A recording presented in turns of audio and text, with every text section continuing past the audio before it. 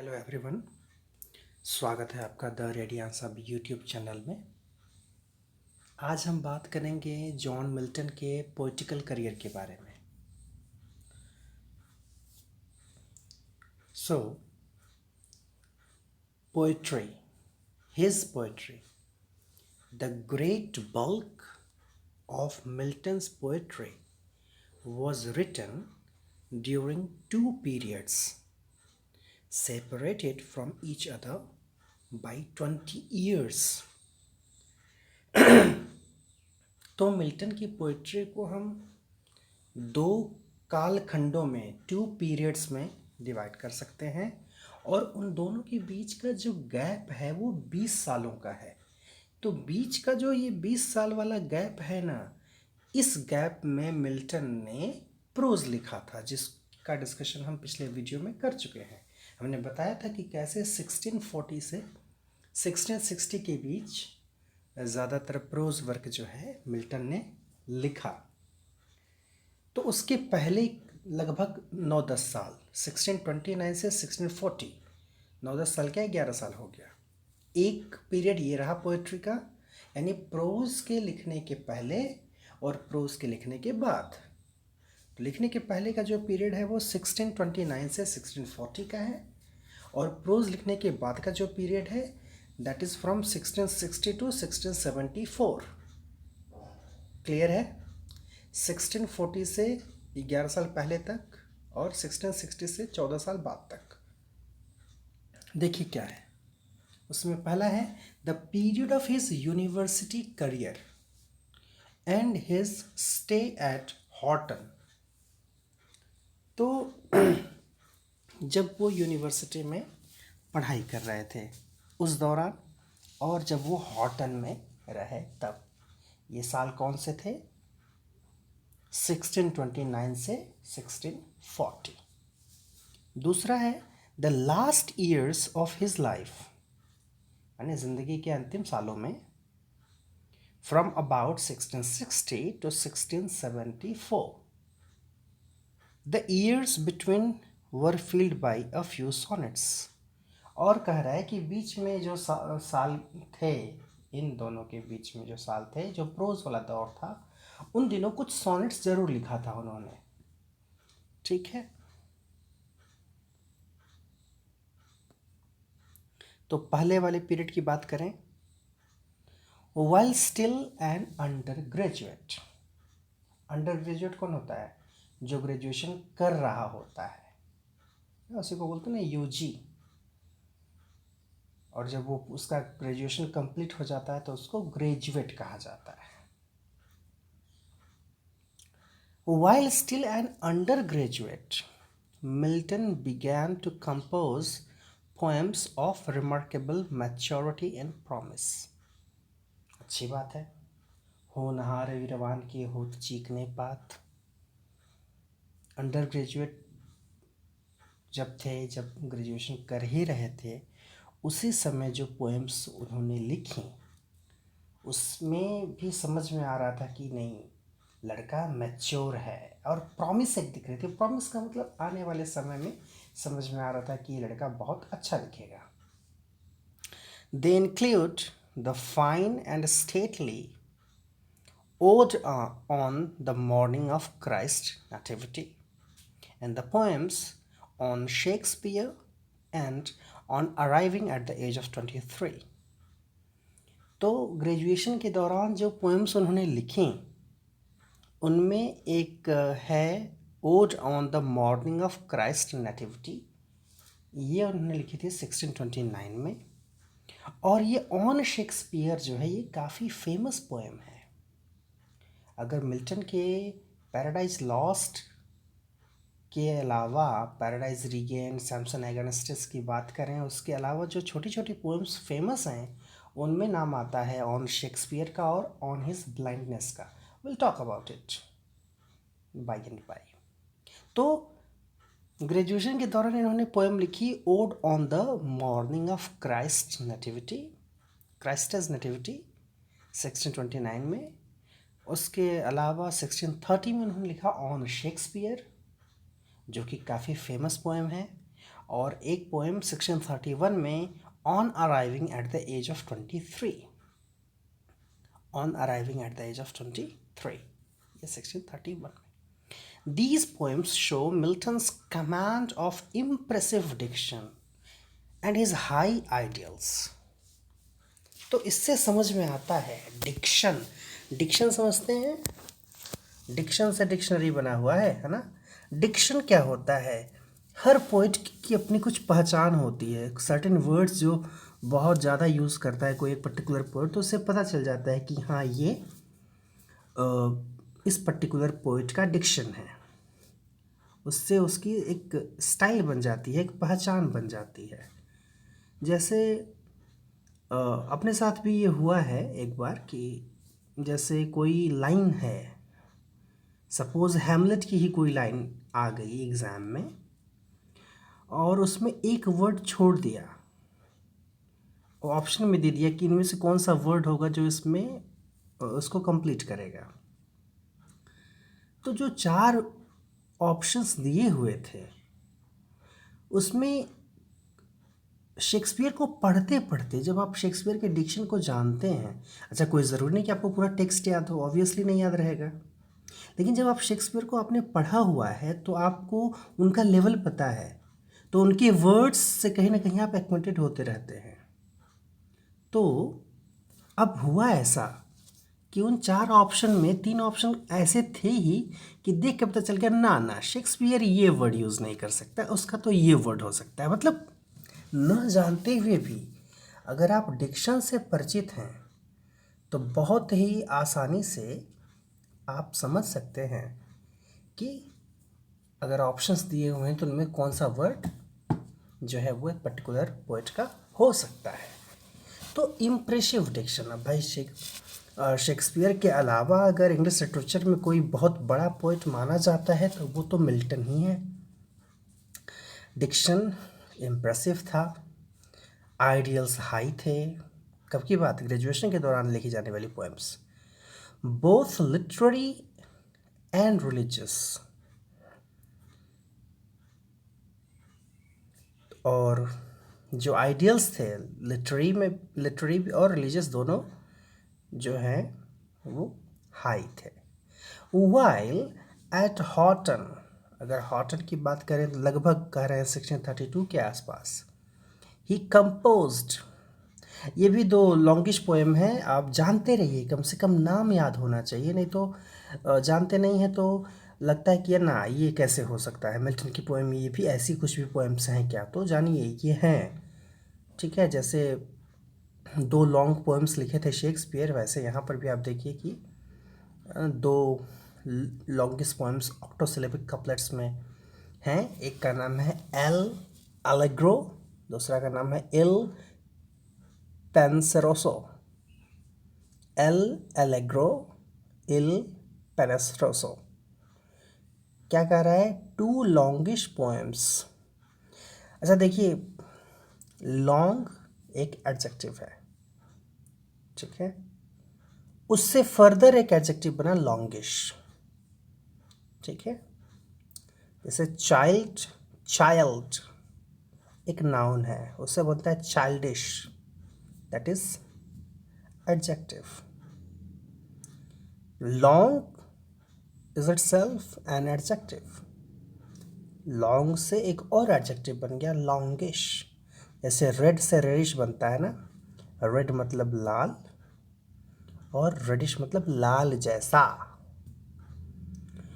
So 2 longish poems in ऑक्टोसिलेबिक. समझते हैं? ऑक्टोसिलेबिक का मतलब 8 सिलेबल्स. ठीक है, 8 सिलेबल्स वाला कपलेट. कपलेट का मतलब जैसे हिंदी में दोहा होता है ना, मैच करता है, लास्ट में राइम मैच करता है, सॉरी, राइमिंग होती है, तो उसी तरह से कपलेट होता है इंग्लिश में. ऑक्टोसिलेबिक कपलेट्स में लिखा हुआ, यानी जिसमें हर लाइन में 8 सिलेबल्स थे, 8 सिलेबल्स और couplets, dealing with the respective experiences of the gay and thoughtful man. जिसमें अच्छा गे एक वर्ड है, मैं बार बार बताता हूँ। एक तो LGBT वाला गे है जो होमोसेक्सुअल होता है, और एक गे का मतलब होता है सुंदर, है ना। तो यहाँ पर सुंदर से मतलब है dealing with the respective experiences of the gay and thoughtful man. तो एक सोचने विचारने वाला और सुंदर आदमी, उसके क्या अनुभव रहे हैं वो इस इन दोनों लॉन्गिश पोएम्स में हैं। और ये कब लिखा उन्होंने? जब वो ग्रेजुएशन कर रहे थे तभी।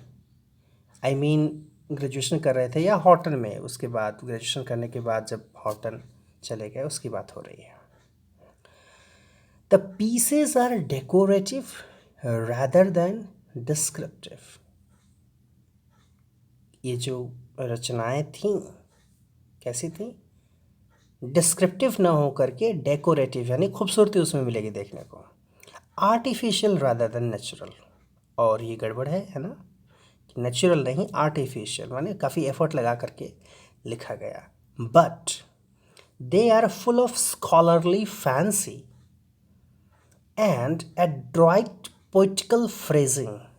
लेकिन हाँ, इसमें जो फैंसी यूज़ हुई है समझ में आ रहा है कि काफ़ी किसी विद्वान ने लिखा है। स्कॉलरली फैंसी और पोइटिकल फ्रेजिंग भी काफ़ी अच्छी की गई है। वही तो डिक्शन बनाता है ना, पोइटिकल फ्रेजिंग। कैसे एक पोइट सर्टेन फ्रेजेस का यूज़ करता है तो उससे उसकी पहचान बनती है। तो मिल्टन की वो पोइटिकल फ्रेजिंग काफ़ी एडमायरेबल है इसमें, इन पोएम्स में। फिर है कॉमर्स, सेक्शन 34 में आया, belongs to this period and is a masque containing some stuff but beautiful blank verse। और इसमें क्या है ये? एंड इज अ मास्क, एक मास्क है। मास्क एग्जैक्टली क्या है आप डिक्शनरी देखिए। इसमें कुछ ब्यूटीफुल ब्लैंक वर्स समझते हैं इंग्लिश में। ब्लैंक वर्स आइम्बिक पेंटामीटर की लाइंस होती हैं जिनमें राइमिंग नहीं होती। तो and some quite charming lyrical measures, और कुछ लिरिकल टाइप भी लिखा हुआ है इसमें कॉमर्स में। लिरिकल का मतलब दैट कैन बी संग, ठीक है। तो एक कॉमर्स भी इसी दौरान लिखा गया। देन लिसिडास की बात करें, लिसिडस सेक्शन 37 में आया।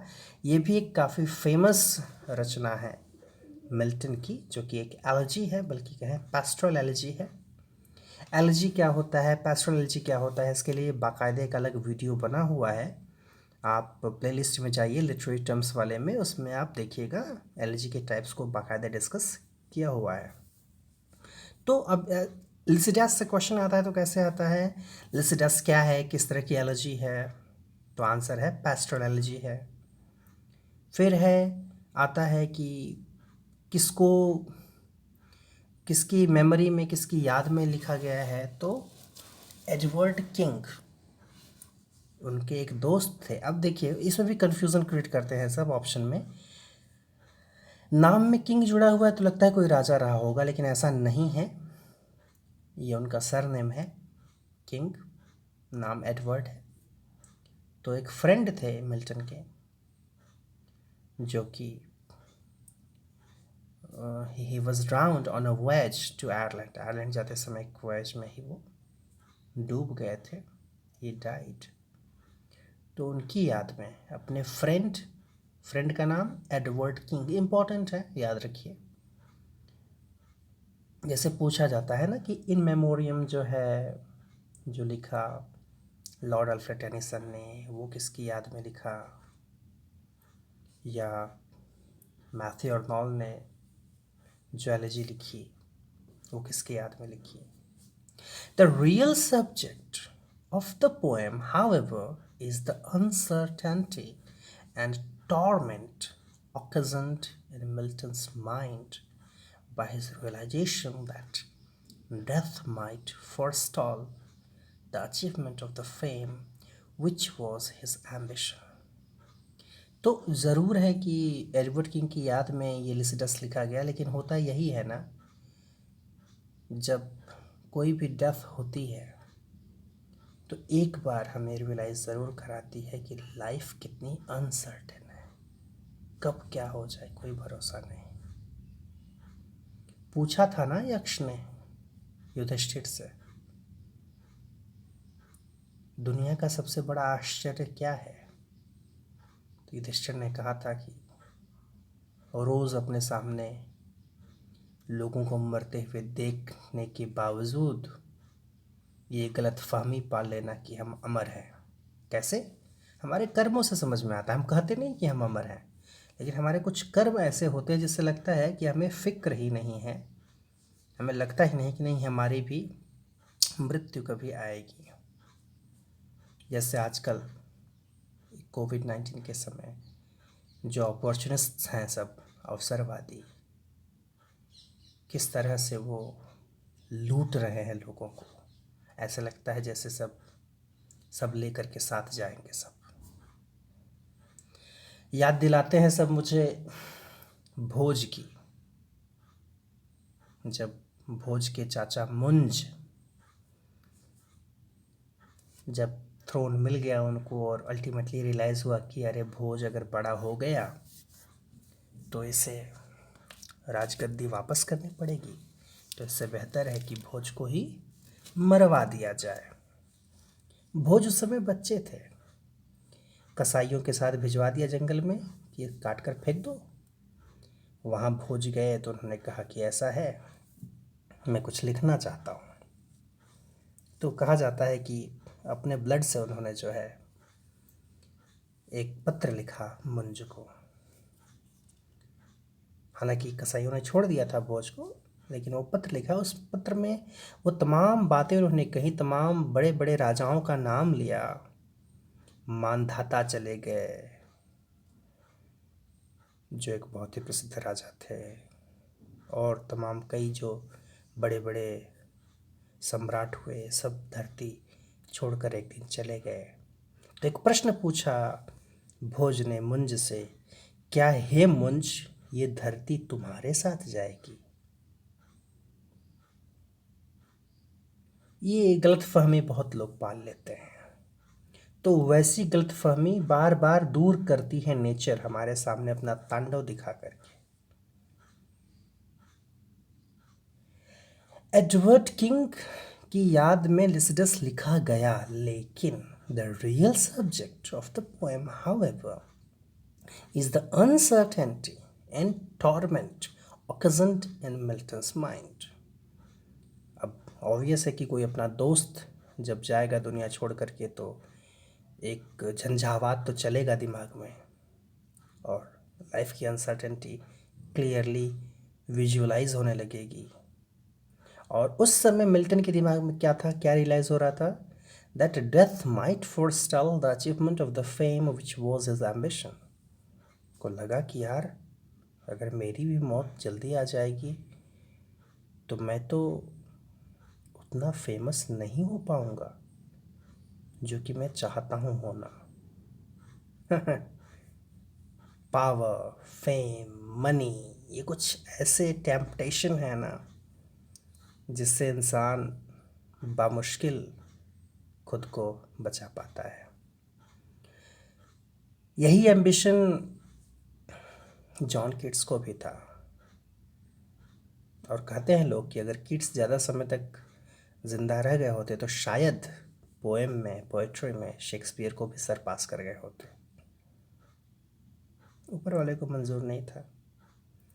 तो मिल्टन के दिमाग में ये बात थी और परेशान कर रही थी कि डेथ प्रोहिबिट कर सकती है उनको। लिखा है ना, फॉरस्टॉल, माइट फॉरस्टॉल। फॉरस्टॉल का मतलब प्रोहिबिट और प्रिवेंट। मौत रोक सकती है उनके उस इच्छा को, उस डिज़ायर को, उस महत्वाकांक्षा को फेमस होने की। In its varying moods, we see the interplay of doubt, fear, anger, and finally, a peaceful reliance on the belief that true fame rests on God and is only to be found in heaven. कई तरह के moods मिलेंगे आपको लिसिटस में, और एक interplay देखेंगे आप, कभी डाउट है, कभी फियर है, कभी एंगर है, और अल्टीमेटली देखेंगे कि एक पीसफुल रिलायंस, विश्वास। देखिए विश्वास क्यों ज़रूरी है? कहते हैं ना गॉड, गॉड क्यों ज़रूरी है? गॉड का होना एक सेंटर देता है आपको, आपके chaos को एक ब्रेक देता है, एक शांति मिलती है। नहीं तो अगर सेंटर ना हो लाइफ में तो लाइफ बड़ी chaotic हो जाती है, दिमाग हमेशा हमेशा परेशान करता है आपको। तो उस रिलायंस का, इस विश्वास का होना तो ज़रूरी है ही। और वो पीसफुल रिलायंस अल्टीमेटली निकल करके आया, क्यों आया? Because that was needed.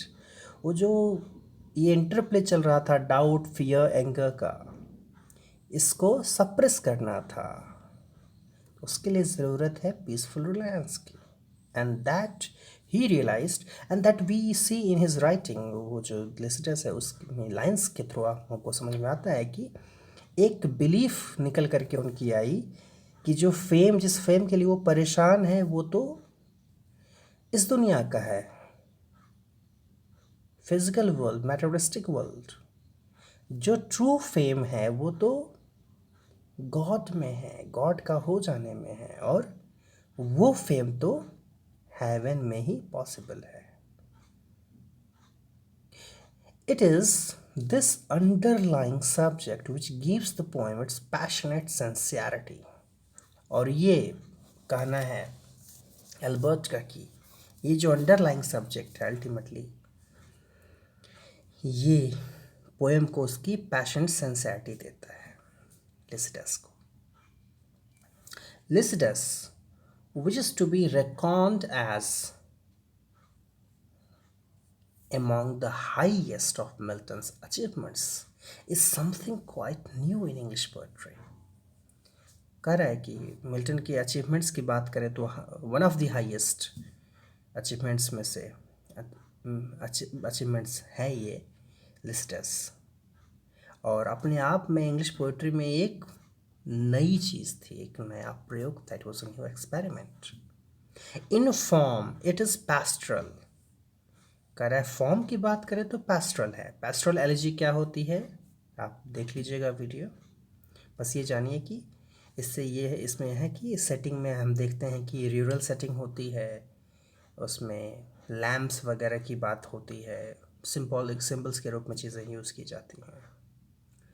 In form it's pastoral, but this artificial medium serves only to show the power of Milton's grip.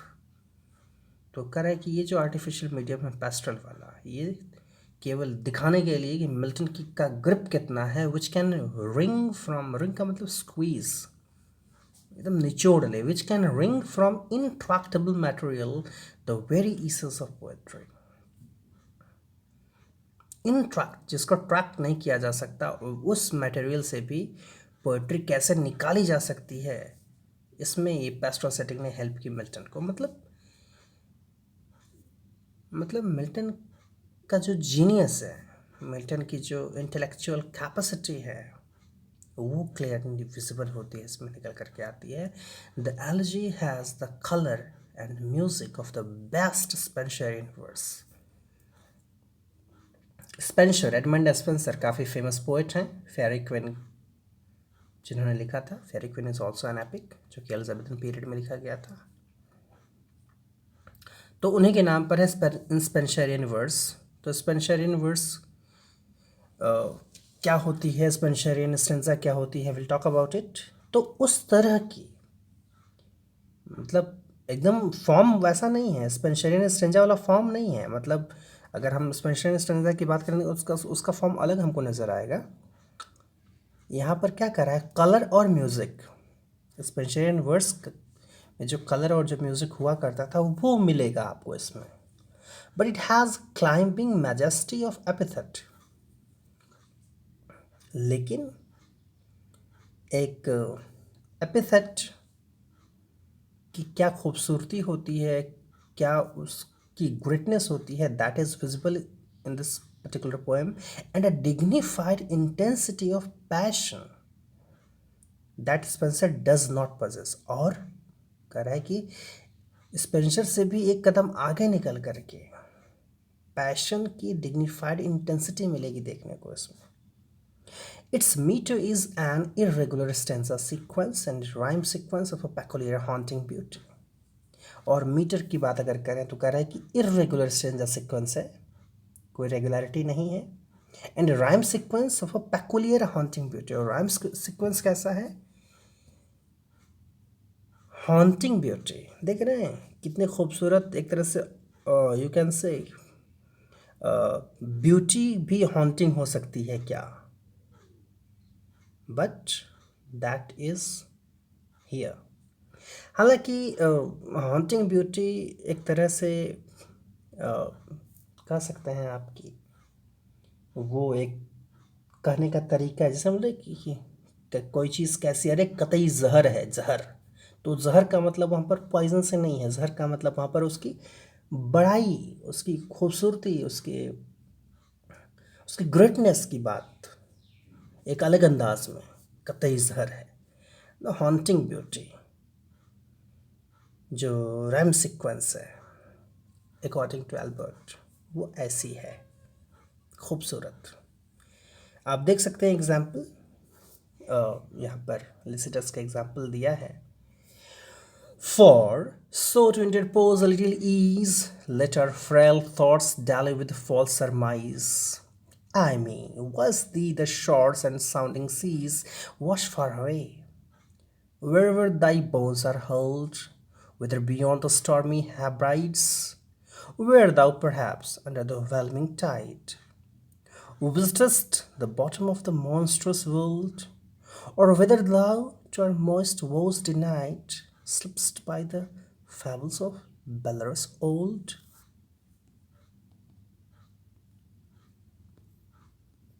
Where the great vision of the guarded mount looks towards Nemancos and Baron's hold. Meaning के चक्कर में ना पड़े, आगे बढ़े. उसके पहले Spenserian stanza देखते हैं एग्जैक्टली क्या होता है. उसको बाकायदे आप विकीपीडिया भी कर सकते हैं, लेकिन अभी काम भर के लिए जान लीजिए. Spenserian stanza words form that consist of 8 iambic pentameter lines followed by a 9th line of 6 iambic feet, that is an alexandrine. तो स्पेंसरियन स्टेंजा जनरली होती है 9 लाइन की. 9 लाइन्स आर देयर, इसमें से 8 जो होती हैं वो iambic pentameter में होती हैं. ठीक है, वही ब्लैंक वर्ड्स वाला मीटर, iambic pentameter. ठीक है, 9 लाइन टोटल, जिसमें से कि 8 iambic pentameter में. iambic समझते हैं, iamb कहा जाता है जब कोई अनस्ट्रेस्ड सिलेबल को फॉलो करता है स्ट्रेस सिलेबल, अनएक्सेंटेड को फॉलो करता है एक्सेंटेड. ठीक है, तो iambic pentameter की 8 लाइन और 9वीं लाइन जो होगी वो iambic 6 iambic फीट में होगी, जिसको अलेक्जेंड्राइन कहेंगे. ठीक है, 6 iambic का मतलब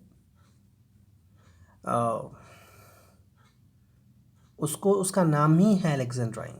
ठीक है, जिसको हेक्सामीटर यू कैन से, है ना. पेंटामीटर के बाद हेक्सामीटर आता है ना, तो जो 6 iambic फीट होगी उसका नाम है अलेक्जेंड्राइन. तो 9वीं लाइन जो होती है वो अलेक्जेंड्राइन होती है. राइम स्कीम की अगर बात करें तो ए बी बी सी और सी. क्लियर है, A B C C. The first 8 lines produce an effect of formal unity, while the hexameter completes the thought of the stanza. कह रहा है कि फॉर्मल यूनिटी आपको देखने को मिलेगी शुरुआत की 8 लाइन में, और जो 9वीं लाइन है हेक्सामीटर वाली, अलेक्जेंड्राइन वाली, वो स्टेंजा के थॉट को कंप्लीट करती है. ये है स्पेंसरियन स्टेंजा. क्लियर है. तो हमने मिल्टन के एक पीरियड की बात कर ली, दूसरे पीरियड की शुरुआत कर लेते हैं. पूरी बात नहीं करेंगे, शुरुआत कर लेते हैं. दूसरा पीरियड जो है वो 1660 से 74 पहले भी बता चुके हैं. Gives us the poetry of the matured Milton. Obvious है भाई, काफ़ी समय बीत चुका है, रिस्टोरेशन हो चुका है, तो मैच्योर्ड मिल्टन से तो मुलाकात होगी ही इस पीरियड में. The work of the middle years is composed of a few sonnets. पहले भी बताया कि बीच का जो समय था उसमें कुछ सोनेट्स लिखे थे उन्होंने. These with some others written at different times. इसमें कह रहा है कि अलग अलग समय पर लिखे गए. Sufficiently show Milton's command of the Italian form. बात हो रही है सोनेट की. तो सोनेट में दो फॉर्म है, आपको पता है. एक पेट्रार्कन जिसको इटालियन सोनेट कहा जाता है, और दूसरा इंग्लिश जिसको शेक्सपियरियन सोनेट भी कहा जाता है. तो मिल्टन का क्या कमांड था इटालियन फॉर्म पर, ये क्लियरली विजिबल होता है उनके सोनेट को देख करके. Which he uses throughout. He gives it a sweep and sonorous impressiveness that set him alone beside Wordsworth. एक जो स्वीप मतलब जैसे ना सब कुछ बहा ले जाए. Sonorous impressiveness. Sonorous that is very good to be listen, जिसको सुनना बड़ा आनंददायक हो, दैट इज सोनरस. तो इनके जो सोनेट्स हैं उनकी जो स्वीप और सोनरस इम्प्रेसिवनेस को अगर हम देखें तो इसमें वर्ड्सवर्थ की बराबरी करते हैं वो. इस तरह से आप कह सकते हैं कि जो वर्ड्सवर्थ ने जो सीखा सोनेट को ब्यूटीफुल तरीके से लिखना, कहीं ना कहीं वो मिल्टन से इंस्पायर्ड नज़र आ सकते हैं आपको, क्योंकि ऑब्वियस है कि मिल्टन पहले हुए हैं, वर्ड्सवर्थ बाद में हुए हैं. फिर भी देखिए, जब दो ग्रेट लोग होते हैं अलग अलग समय के, तो भी उनका कंपैरिजन किया जाता है ना. The best of Milton sonnets, और कह रहा है कि जो मिल्टन के सोनेट्स में से कुछ बेस्ट हैं उनमें से एक तो है ऑन हिज ब्लाइंडनेस. इसको अलग से ज़रूर पढ़ लीजिएगा, आता ही आता है एग्जाम्स में. And on the late massacre in Piedmont. ये दो फेमस सोनेट्स हैं मिल्टन के. इसके आगे बात करेंगे हम ग्रेट वर्क जो इस दौरान लिखा गया. Paradise Lost, Paradise Regained, Samson Agonistes. Will talk about it. Paradise Lost में की बात थोड़ी सी हम करें. पैराडाइज लॉस्ट को पैराडाइज लॉस्ट क्यों कहा जाता है?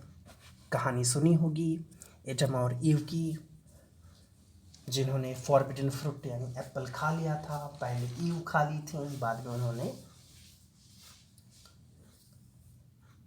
एडम को भी खिला दिया. एडम ने जानबूझ करके खा लिया क्योंकि उनको लगता था कि सफ़र तो करना है, तो हम ईव को अकेले क्यों सफ़र करने दें, हम भी करेंगे साथ में. और दोनों के दोनों रहते थे ईडन गार्डन में, जो कि उनका पैराडाइज था. जब गॉड को पता चला कि उनको डिसोबे किया गया है, तो ultimately they were kicked out of the paradise. तो एडम और ईव जो है उनको पैराडाइज के बाहर भेज दिया गया. एक तीसरी दुनिया बनाई गई जिसको अर्थ कहा गया, और उस धरती पर एडम ईव को भेज दिया गॉड ने. And in that way they lost paradise. और उस तरह से उन्होंने पैराडाइज लूज कर दिया क्योंकि उन्होंने ईश्वर का विश्वास खो दिया. पहले पैराडाइज में थे तो सीधे ईश्वर से बात करते थे, 1-to-1 कम्युनिकेशन होता था, किसी बिचौलिए की ज़रूरत नहीं थी. No mediator was needed. But when they lose that, when they lost that, फिर क्या हुआ? पैराडाइज तो लूज कर दिया. अब क्या होगा कि कैसे पैराडाइज मिले वापस? तो समय बीतने के साथ ईश्वर, गॉड को दया आई थोड़ी. उनको लगा कि भाई गलती सुधारने का मौका दिया जाए, तो उन्होंने अपने बेटे को भेजा, अपने सन को भेजा, सन ऑफ गॉड यानी Christ, Jesus Christ. Jesus Christ जो है गए, आए धरती पर एक तरह से. जब उन्होंने सफरिंग देखी ह्यूमंस की, सो ही डाइड फॉर देम. जो क्रूसिफाइड किया गया उनको क्यों किया गया? उसके पीछे मान्यता ये है कि जो पूरी ह्यूमैनिटी ने जो सिन किया था, फर्स्ट सिन कहा जाता है उसको, पहला पाप जो डिसोबे किया था गॉड को, उस सिन को अपने ऊपर लेकर के कि उन्होंने वो सिन किया हो एज इफ, और उसका दंड उन्हें मिले. तो वो उस दंड के रूप में वो क्रूसिफिक्शन दिखता है, या उसको उस ढंग से इंटरप्रेट किया जाता है कि ह्यूमैनिटी के पाप को अपने ऊपर लेकर के उन्होंने एक रास्ता खोला, एक जो ब्लॉक आ गया था गॉड और ह्यूमंस के बीच में, तो एक मेडिएटर बने, वो एक रास्ता बने कि ताकि फिर से ईश्वर की कृपा बरसे इंसानों पर और पैराडाइज इन अ वे रीगेन हो जाए। तो रीगेन का मतलब ऐसा नहीं कि फिर से जाकर के ईडन गार्डन में रहने लगे लोग, इसका मतलब ये है कि गॉड से फिर से वो पुराना वाला संबंध, वही जैसे बाप और बेटे में कभी किसी बात पर जो है ऐसा कुछ हो जाता है कि बातचीत बंद हो जाती है, तो कोई एक मेडिएटर बन करके दोनों को कन्विंस करता है और अल्टीमेटली बातचीत शुरू हो जाती है। तो डायरेक्ट बातचीत शुरू कराने वाला काम किया था जीसस क्राइस्ट ने। That is how this paradise was regained. ठीक है, और भी कई सारी बातें हैं पैराडाइज लॉस्ट की, I will talk about it. हाँ, एक बात और याद पड़ जा रही है तो बता दे रहे हैं, जैसे पैराडाइज लॉस्ट में जो कैरेक्टर है, स्पेशली बुक 1 की अगर बात करें तो कैसे सैटर्न को काफ़ी अच्छे से ग्लोरीफाई किया है मिल्टन ने। तो कभी कभी ये शक होता है कि जो सैटर्न यानी ल्यूसीफर जो है उसको इतना ग्लोरीफाई क्यों कर रहे हैं, क्या वो सैटर्न की तरफ से हैं क्या। तो बात यह है कि हैं तो मिल्टन ऑब्वियसली गॉड की तरफ से, लेकिन जो सैटर्न है उसको उतना ग्लोरीफाई करने का क्या मतलब है। तो उसका रीज़न एक ये निकल करके आता है, एक लॉजिक निकल करके आता है कि जब किसी की कैपेसिटी देखनी हो तो उसके दुश्मन को देखो। दुश्मन जितना बड़ा है जिसका, तो वो इंसान उतना ही ज़्यादा कैपेबल है। तो एक तरह से जब कोई भी पोएट किसी विलन या किसी एंटागोनिस्ट को बहुत ज़्यादा एडमायर करता है, बहुत ज़्यादा ग्लोरीफाई करता है, इन अ वे वो हीरो के हीरोइज्म को दिखाने के लिए, जैसे रामायण की बात करें तो रावण के बारे में आप जानते हैं कि कहा जाता है कि बहुत महान विद्वान था, बहुत शक्तिशाली था। तो ऑब्वियस है ना, रावण को हराया, रावण का वध किया, तभी तो राम राम हैं। अगर रावण को ग्लोरीफाई किया जा रहा है, इन अ वे वो राम को ग्लोरीफाई करने का तरीका है। उसी तरह से सैटर्न को अगर ग्लोरीफाई किया जा रहा है तो इसका मतलब कहीं ना कहीं वो गॉड को ग्लोरीफाई करने की कोशिश है इनडायरेक्टली। ठीक उसी तरह से जैसे जब भारत की क्रिकेट टीम कभी बांग्लादेश या अफ़गानिस्तान जैसे देशों को हराया, अफ़गानिस्तान तो खैर बहुत नए में आया, बांग्लादेश की बात करें, बांग्लादेश है या और जो कुछ देश हैं जो बहुत बहुत अच्छे नहीं हैं क्रिकेट में, उनको अगर हराती है हमारी टीम, तो ये बहुत बड़े प्रशंसा का विषय नहीं बन पाता। लेकिन वहीं जब ऑस्ट्रेलिया को हराए तो लगता है कि हमने दुनिया जीत ली। तो बात वही है। ठीक है, इन मुद्दों पर फिर आगे बात करेंगे अगले वीडियो में। आज के लिए इतना ही, धन्यवाद।